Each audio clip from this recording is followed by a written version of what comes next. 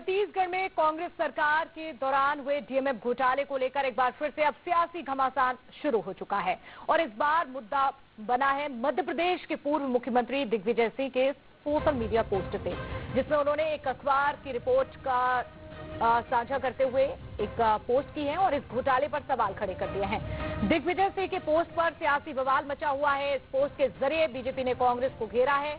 तो बीजेपी सांसद ज्ञानेश्वर पाटिल ने कहा कि कम से कम दिग्विजय सिंह ने स्वीकार किया है कि बघेल सरकार में इतना भ्रष्टाचार हुआ और वहां की जनता ने उन्हें उखाड़ कर फेंक दिया।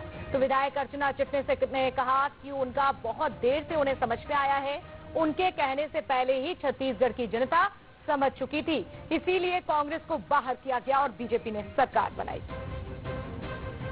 सिंह ने कम से कम इस बात को स्वीकार किया कि भूपेश बघेल की सरकार में भ्रष्टाचार हुआ है और भ्रष्टाचार इतना हुआ था, उसी कारण वहां की जनता ने उसको उखाड़ कर फेंका और नहीं तो कोई कारण नहीं था कि एक बार में सरकार का मन भर गया। हमारी 3-3 बार सरकार रही, उसके बाद में फिर जनता ने वहां पर हमारी सरकार को चुना है और भ्रष्टाचार की जननी खुद कांग्रेस है।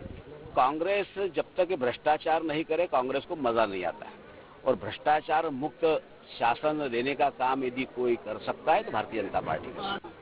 जो कहा वो उनको बहुत देर से समझ में आया। ऐसे उनकी सरकार के बारे में भी बहुत से कांग्रेस की बंधु आरोप लगाते और उनके कहने के पहले छत्तीसगढ़ की आम जनता, हमारी जनता जनार्दन उसको पहले समझ चुकी थी, इसलिए तो सरकार को बाहर करा और भारतीय जनता पार्टी की सरकार बनाई।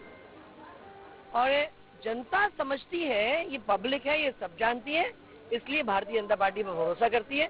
और कांग्रेस जब खत्म एक प्रकार से पार्टी है और उसकी कांग्रेस कल्चर राजनीति में आए ना, ये हमको अपनी तरफ से भी अपनी कार्यशैली को मजबूती से संभालना चाहिए।